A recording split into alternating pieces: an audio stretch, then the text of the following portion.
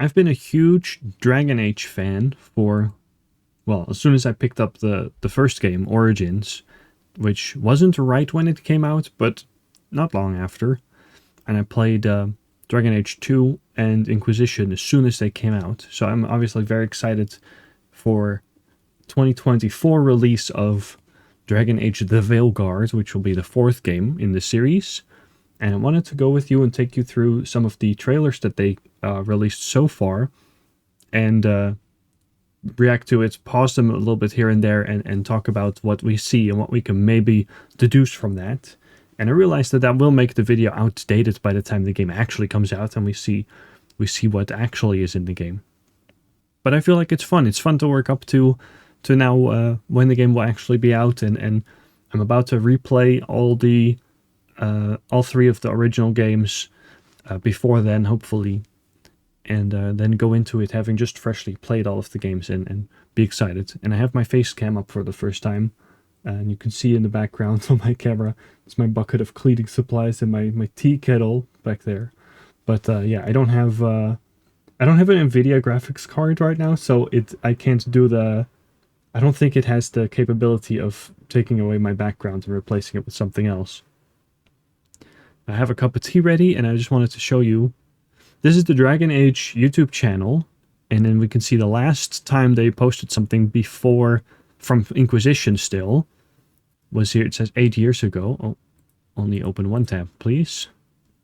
And then we have, this came out September 2015, and then the next one is the first teaser trailer for what they just said was the new Dragon Age. They didn't name it yet at that time, and that is December 7th, 2018. So people, there was no upload on this YouTube channel for 3 years in between those dates.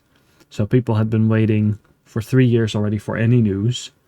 And I want to say it's probably because Mass Effect Andromeda here, 2017, I feel like you had Andromeda in between there, and you had Anthem that BioWare made, and it's pretty much failed as a game. And then at the same time, EA had success with Star Wars Jedi Fallen Order as a single-player game again. And so you might be aware of this, but behind the scenes, they scrapped the development of the new Dragon Age 4, at least once or twice, because they wanted to then make it a live service game, and then they said, actually, no, never mind, let's not do that, and let's make it a single-player game instead. And so now it's actually confirmed. It'll be single-player, it'll be offline, you don't need to even connect to an EA account or the EA servers, so it's a big, I would say step forward in that regard. But let's look at this first teaser trailer. Shows you how prepared I was. It was just like off the cuff something I wanted to make, so I hadn't prepared my OBS yet for recording this. But this was the 2018 Game Awards teaser trailer.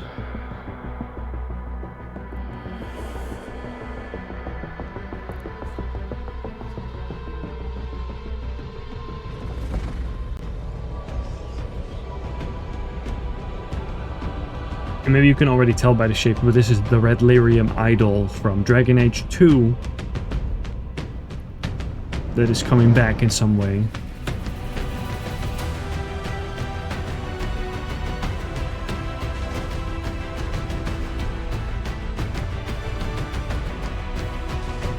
So, you found me at last. I suspect you have questions. Hashtag the Dread Wolf Rises.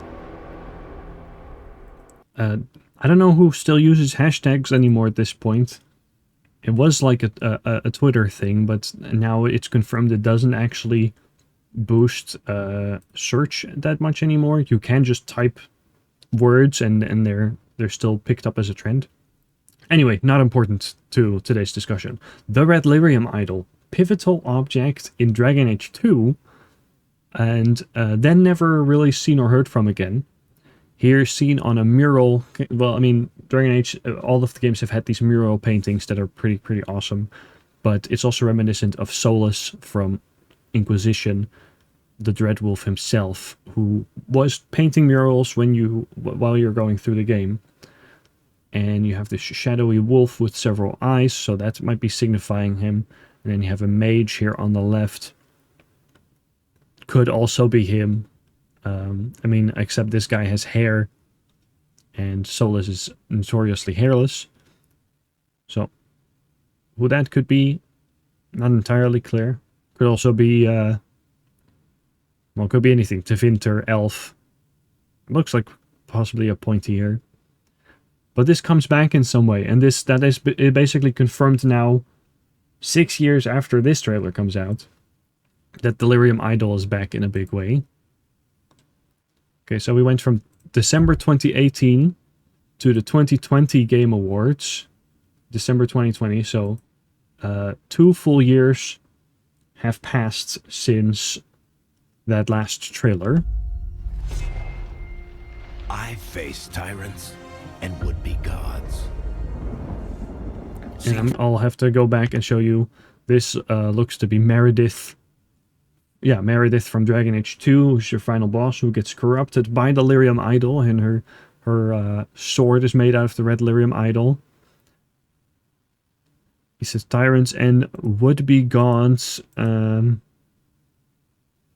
which is Corypheus from Inquisition. Anyway, we'll let Varric talk here for a minute, because it's rude of me to interrupt. I face tyrants and would-be gods. Seen friends lose life and limb. And I find this symbol interesting because it signifies probably one of the elven gods, and there are theories right now as to which exact god it could be. I've heard Gillanane, Mother of Hala. I'm not 100% sure. We'll find out when the game launches, but this is one symbol. But there's always someone bent on breaking the world. And here's the other one, the little one with horns. That's another elven god. And from what it looks like in the gameplay reveal that just came out, these are the 2 ancient elven gods that are released upon the world after 4,000 years or whatever it's been of... Well, more than 4,000 years of slumbering.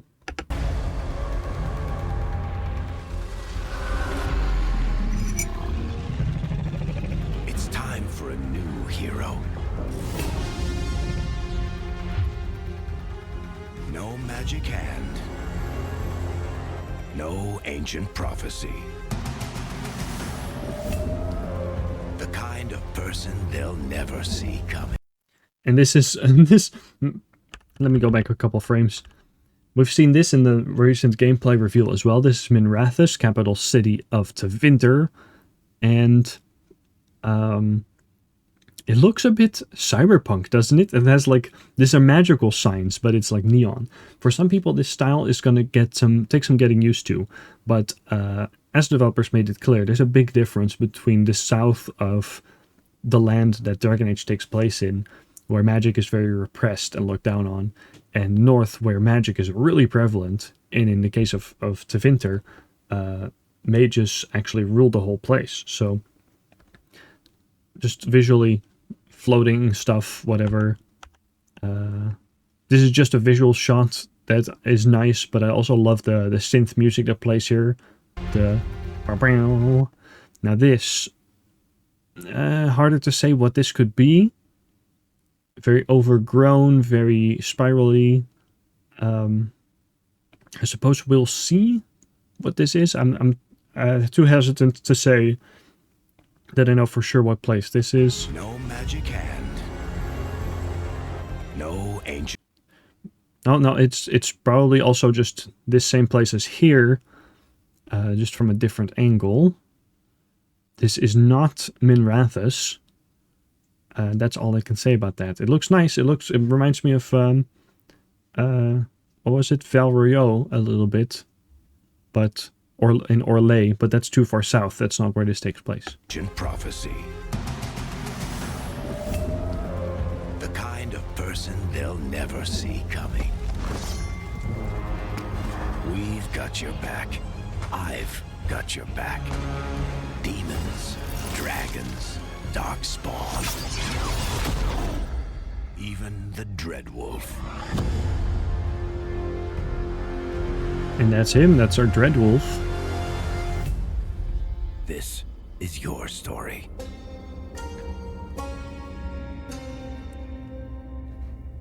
And what was clear at this time is the idea is obviously Solus is going to play a major part in it. What you see here, this is like a magical bow kind of. I think Bellara, our new companion in Dragon Age, the Veilguard, will have a weapon very much like this. There's a Darkspawn standing here, so there will be Darkspawn. Once again, even though they might not be the most important thing that we're fighting. And then, yeah, very strange shadowy stuff here with possibly Darkspawn. Red Lyrium, possibly. That's obviously going to play a part. And still no name on the game at that point. But anyway, cool stuff. It's like, we know they're working on something. And then they did another teaser. Dragon Age Day. We fight for... Oh, well, that might be what I was just saying I couldn't name. Treviso here in Antiva. That might be the place where we go to. That's also magical, but wasn't Minrathous. Everyone. And we always will. The crows rule Antiva. Antiva. Glory to the risen gods. They've come to deliver this world. Rivane, the Enderfels, and the Weishaupt. I won't ask good soldiers to turn tail and run. And that is Hawk's voice actor, male Hawk's voice actor. But I don't think that's him talking. It is possible that is him, or it's just a character that is supposed to have the same voice, just the same voice actor for them. All the world will soon share the peace and comfort of my reign.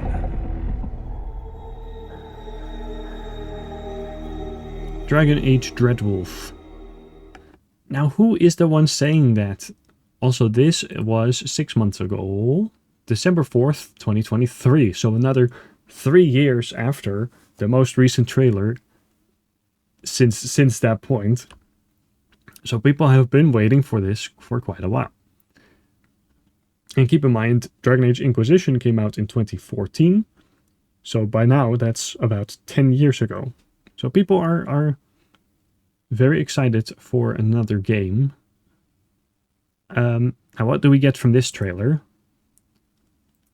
We don't recognize the voice here at the end who says, everyone will know the peace and comfort of my reign, but it does look like this is Tevinter. Yeah, I had to grab a little map to confirm, but this is Tevinter with the island of Saharon up here, where the Kunari rule this, and they've also, at this point in the timeline, invaded part of Tevinter. So there's at least one city that we maybe get to visit in the game that's already been taken over by Kunari.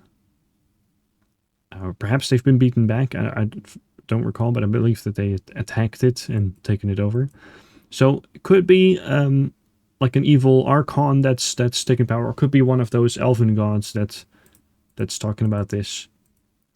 Now we see this might be Weishaupt Fortress or something. Possible Grey Warden stuff in the back. This looks very dark, foreboding, and mysterious. So would love to see what this place is all about. These weird hooks into the ground.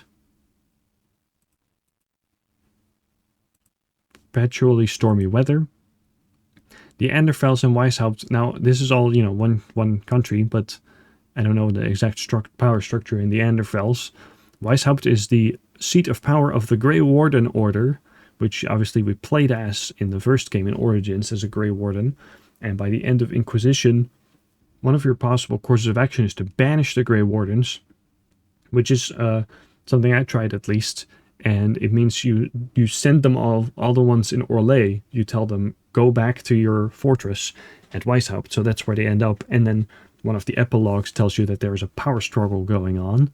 So it's very, very curious to see what's going on with the Grey Warden Order, the Grey Warden Order, by the time we see them in the Veilguard, and what happened to our friends that we sent up there.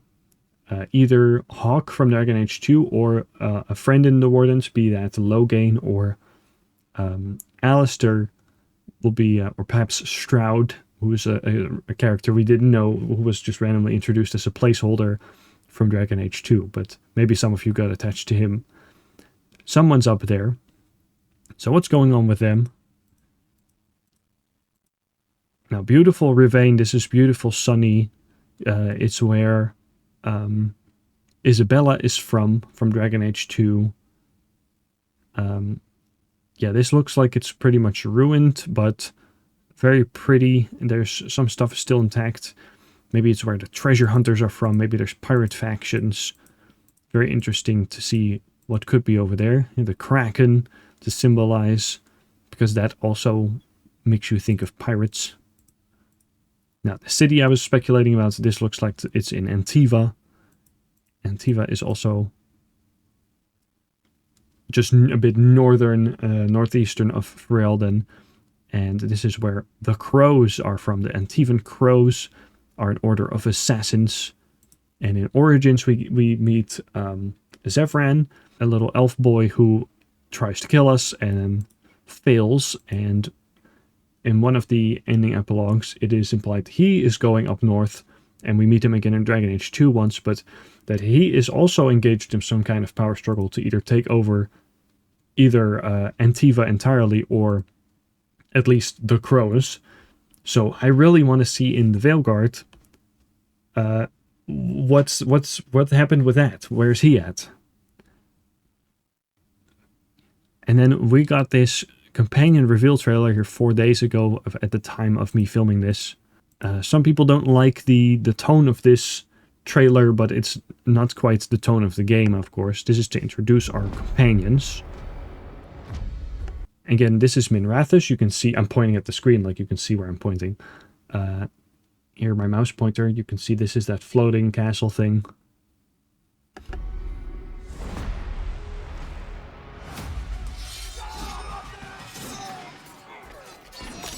Got Varric from Dragon Age 2 and Inquisition, and Scout Harding from Inquisition. This'll take more than you and me. She will be one of our companions. We need someone to be our eyes and ears in the shadows. Neve the detective. Neve is also someone you can read about in Dragon Age The Winter Nights and Dragon Age The Missing, so she's actually been mentioned before, as well as some of the other ones. To bring a little darkness to the daylight. A little darkness. Lucanus, oh, let me go a couple frames back.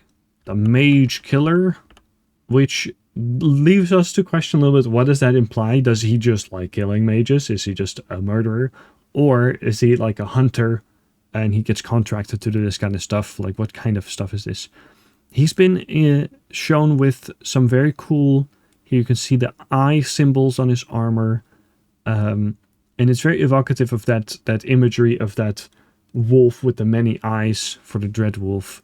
So, yeah, what is he capable of? Does he have some magical abilities? You know, does this mean anything? That'll be interesting to find out as soon as the game is out. And he's also been in The Winter Nights, the book. Bellara, who I adore. The Veil Jumper. Now this is not an Alluvian by the looks of it. Or maybe in the back there is. Doesn't this remind you of the place where we were at in Dragon Age Inquisition in the Legacy DLC? The bridge that you cross before you meet Solus. So I feel like this very much reminds me of that. But that's a new faction introduced to the Veil Jumpers. And she's new and original to Dragon Age, the Veilguard. And digging up a lot of buried secrets. Emmerich, the Necromancer. Very cool for the first time to see a proper necromancer. There's been some necromancy spells and some implications of necromancy with Dorian in Inquisition, but Emmerich is specifically part of the faction that is necromancers, and he's also been mentioned in Tevinter Knights. What about Darkspawn? Yeah. Someone who will stand between us and a pack of demons. Davrin the Warden, very, very cool new character. Elf boy, warrior, and he's got a pet griffin. And the griffin is named Asan. And why is this significant? It's because griffins are mentioned since Origins, and they're told, yeah, they were kind of, they were a staple of the Wardens, but they were pretty much went extinct. But not entirely, and so now we'll get to see one for the first time in forever. Well, for the first time, really. You know there will be dragons. Right. We'll need someone with fire. And then we have Tash, the Dragon Hunter. And Tash is part of the Lords of Fortune, most likely, which are the treasure hunter group. So that makes her not part of the real Kunari, but like she's the same race as a lot of the Kunari, but she's not part of their weird religion and political structure. I also wanted to go back to when Davrin here is fighting Darkspawn. You'll see a very different new design for Darkspawn. Like here. It'll take some getting used to. Like, it's different once again. I feel like they've changed the Darkspawn designs pretty much every game. In Origins, a lot of them look like orcs. Starting in 2, they look more like creepy and undead. And now it's even more different. It's more like the Red Lyrium stuff.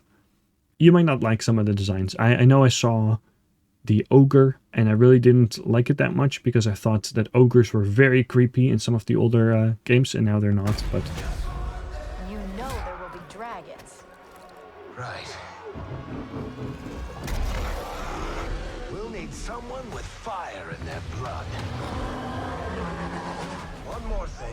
One more thing. Very epic. Obviously, it's called Dragon Age. There will be dragons. It's not about dragons necessarily, but there will be dragons, and we will probably get to kill some dragons. That'll be very cool. This crew needs a leader. Someone we can count on. Someone that the world can count on.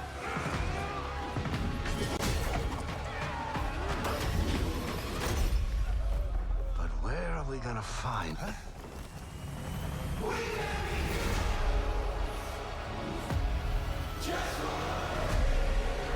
And that's us, or will be us. Rook is the codename for the main character, and you know, from what we know, you can make Rook be whoever you want them to be, and have several different backgrounds. So we'll see what that'll be like, and what kind of character you get to be, because you're meant to not be like a chosen one kind of figure. Not that you really were in Dragon Age 2, but in Origins you are the Warden, you become the hero of Ferelden. 2, you are the champion of Kirkwall, although you are kind of just a person when you're starting out. In Inquisition, you right away you weren't anyone special, but you become marked with the Anchor, which lets you close rifts in the veil, and that makes you special. And I think the idea is more that Rook really is just someone who comes out of nowhere. And that way also you're a bit stealthier in that regards, because when you're trying to hunt down Solus, the Dreadwolf, or some other stuff, if you are a high profile character right away to begin with, then they're going to be on your tail. If we played as the Inquisitor again, some people wanted that. Now, we've always had a new protagonist with every Dragon Age game so far, so I never expected that to be different this time around. But if you were to play again as the Inquisitor, not only do you only have one arm, so you could have... you could have a mechanical arm or something, but the Inquisitor is too famous and too well known to, especially Solus, especially if you romanced Solus in Inquisition, to be able to do anything covertly. So that'll be you. And then we get a couple shots of us together with the team fighting what look like Darkspawn here. Defy the gods. And then we see a big dragon. Dragon Age The Veilguard is then the new title. Yeah, so they just recently changed the name of the game, which feel about it how you will. I mean, the developers feel like The Veilguard is a better title for what's actually going on than Dragon Age Dreadwolf. Now, this location looks interesting. You can see ruins, Darkspawn is blighted. So what the heck could this place be? What is that in the background? That looks like a huge moon or planet. But you see these, behind the dragon is what I'm most interested in. These statues. These are statues of the elven gods, I believe.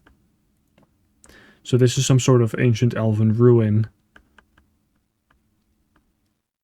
And is that just a regular dragon? It looks like it. Because, you know, you also have archdemons that are also dragons.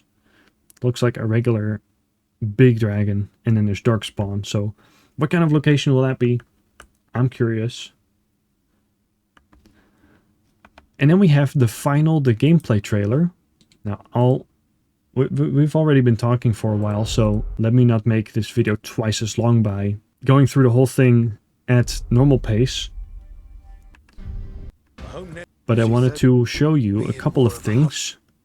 First of all, graphics look fine. You see the amount of the crowd density here is great. Lighting is good, weather effects are good, you have a cloak. It's not really shown here on the main character, but you have long hair physics in the game, so you can have long hair for finally, and it'll look pretty good. The cloak looks good. I mean, it's something so small and so tiny, so dumb maybe, but just being able to wear a cloak and it looks good in the physics of the game, that's already a big deal. Now, what they show here, I was very skeptical of the game and still am a little bit when it comes to the gameplay based on this video, because we are shown this really cool big city, Minrathous, except this is one linear level. Now this is right at the beginning of the game. We get to see our character's a level 1 rogue here, they'll show on the screen in a second. Rook level 1 rogue with a custom appearance. And that's fine. Not in most of the games, and in Dragon Age 2 and Dragon Age Inquisition, in the whole first part, yeah, that was linear, as you had to get through it. That's fine, we can do that again here. But I just hope that's not our only interaction with Minrathous or Tevinter in general, and I hope that's not the status quo for many levels. That we don't get to do a little bit of exploration at our own pace, or visit a hub world or something. They said there will be some what they call hinterlands-y areas, so bigger open areas that you can do in different orders. So I hope that's the case. Because as visually impressive and big as this place might look, this is just a very much you keep going in one straight line segment. New designs for demons.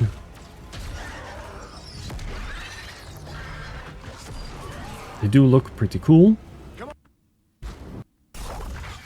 You're safe now. Harding. Very, very cool. I love Scout Harding. Tears in the Veil. Okay, this is something I want to talk about. I want to talk mostly about the mechanics, not about the visuals, because all I have to say about the visuals is I think they look good. They're an upgrade from Inquisition. Is it the visually the best game you've ever seen? Maybe not, but it looks fine. It looks great. In my opinion, it's a bit stylized. Yeah, what else can we say about it? Here's a gameplay mechanic that they brought back from Dragon Age 2, and that is you have the dialogue wheel, and just like in 2 and in Inquisition, you have the little icons. I'm pointing with my finger again. I should point with my mouse pointer. You have a little icon again that shows you what kind of tone your character response will be. Only thing that I want to point out is that these are not paraphrased, but like sort of summarized response versions of what your response is kind of sounding like. And it's a bit really brief. It doesn't give you a good feel of what the tone of your full sentence is going to be. Now in Origins or in some other games, you will have the full line of text that your character will say on the screen. And I mean, that's what I prefer, but even having these responses... We're good, but we need to move. Agreed. I mean, that's fine. It conveys, in a hurry, conveys what Rook actually says here. So, but I just feel like those responses are a bit short. Have you got my gear? Right over there. Some gear, and then we get to see another gameplay mechanic that I do like. Don't worry. The person here is playing as a rogue. Very fluid combat, and you can see here you have arrows. They recharge over time. You don't have to keep track of your arrows. You never had to in the game. The only time you had to was when you had, in Origins, when you had special magical arrows. Those would be limited. Now you have a health bar. You have 3, I guess, what are health potions. You just have more action-oriented combat. And you have a little spider sense tingle around your head that lets you see when you're about to get attacked, and then lets you parry or dodge, which I like all that. That's also one of the reasons why in Dragon... I'll just let this play for a moment. I wanted to play Dragon Age 2 again on console. I'm not going to for my YouTube channel, but I want you... In Dragon Age 2, you press the button every time you want to attack. And I kind of like that. It feels like you're doing more.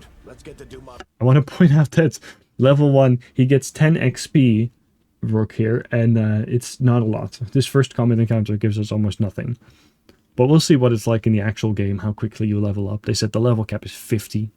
Swarm of rats. Green pot on the side of the screen. And breaking those refills your health potions. That's all fine.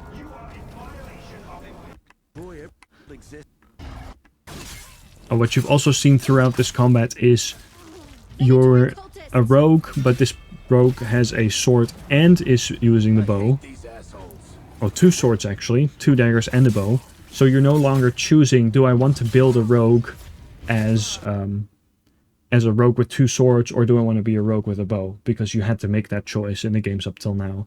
And they're fun. Each choice is fun and valid, but sometimes you're like, what if I want to switch it up? And do I really want to do another playthrough, again, as a rogue, just to try the other combat style? Or do I want to respec at some point in the middle of the game just to try the other thing? Ideally, you just have access to both, and that's what you have here. And I wanted to point out that these enemies are Venatori, which are Tevinter enemies that they set up in Inquisition. Now, it remains to be seen what exactly they're still doing at this point in Inquisition without Corypheus as their leader. I'm just gonna skip to the next part where I want to show anything. Okay. Right away. You get your abilities. This is just like in Mass Effect. I'm a huge fan of Mass Effect, and if you've watched me play Mass Effect 1, you'll recognize this as well. You've got here, it pauses the game if you hold the button, and it shows you your abilities, and it will have, one companion will be on the left and one companion on the right, and you'll be able to assign attacks and be like, okay, you attack this guy, or you do this ability on that guy, and I'll do this ability, queue up this ability to go do as soon as I unpause on this enemy. And that way we can combo, or I can say, hey, you make sure this guy gets knocked out or whatever, so that I can focus on someone else. So that way you can strategize a little bit. Here's my big one thing I didn't like about this, and that is you can see it implies you only have 3 abilities. There's the game directors at least have said there you'll have way more than 3 abilities, but you have 3 slots on your bar that you swap them in and out of. I don't see why you would do that. Now, in Inquisition, for example, you had not that many spells as a mage, for example, but you did have, okay, you could hold down, you have 3 buttons on your controller at least for different spells, and then you could hold down the trigger, and then you would have access to the other 3 buttons. And so that means you would have at least 6 on your hotbar. Obviously on PC you would have a traditional RPG or MMO style hotbar, so you could have way more stuff on your hotbars at any given point. And I wonder if that'll be similar here, or if they keep a more console style menu. It also takes up a lot of your screen real estate. That's a nitpick, I suppose. On console and on TV this is maybe fine, but on PC, there's, it takes up, these 2 icons take up as much space on the screen as an enemy. So I feel like it's a bit busy, whereas these could be further out to the side. This a little smaller at the bottom. And I wish there was more on your screen, more abilities. Now, you see Rogue level 1, so obviously we only have maybe 1 ability, and that's fine. But you see it's pretty cool, powerful, weakened. It's a nice ability. And now we also see on our main screen, these are just 3 hotkeys, I suppose, that you can tap them press the buttons without having to pause the game for it and use these abilities. But again, I'm disappointed that there's only 3 on the screen. And all I want to point out then here is at the end of the gameplay showcase, you make a choice a little bit further ahead.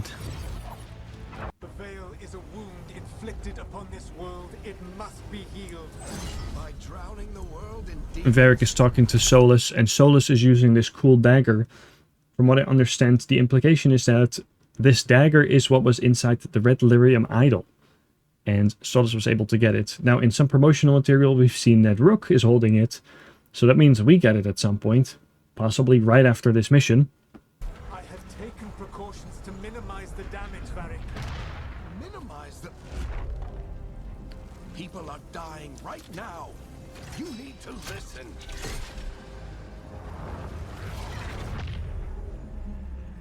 Please. It's hard not to feel emotional watching Solus and Varric fight when they were good friends of yours maybe in the earlier games. It is what they do.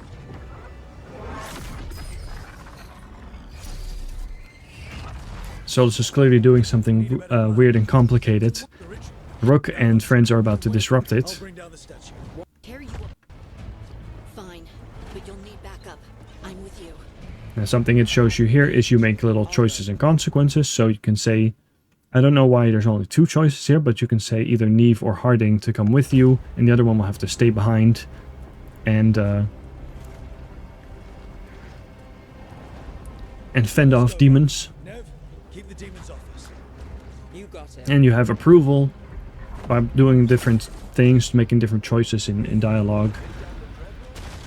Some of your companions will increase their fondness for you, and that way you can become better friends.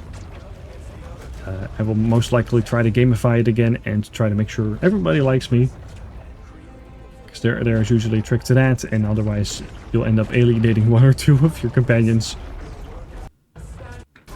Now, very importantly then, Rook sabotages Solus's ritual. The pillar's weak, but... Valiant effort, Varric. And I'm gonna skip ahead to when it all goes wrong. You throw down a statue and sabotage Solus's ritual, which may be preventing the end of the world because of what Solus is doing. Demons are flooding into the world right now, and it's pretty dangerous, pretty scary. But you sabotaging it is also not good, as you see these 2 figures emerge from the fade. And if you recognize their shapes, perhaps... Let's go back a couple seconds. Let's see how far I can go. while still having a clear picture.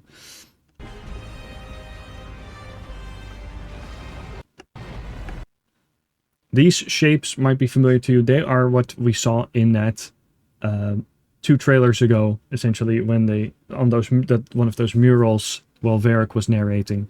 So I believe it's as good as confirmed now, but these are 2 of the elven gods that Solus, as the Dreadwolf, once locked away because of their tyranny over the whole race of elves.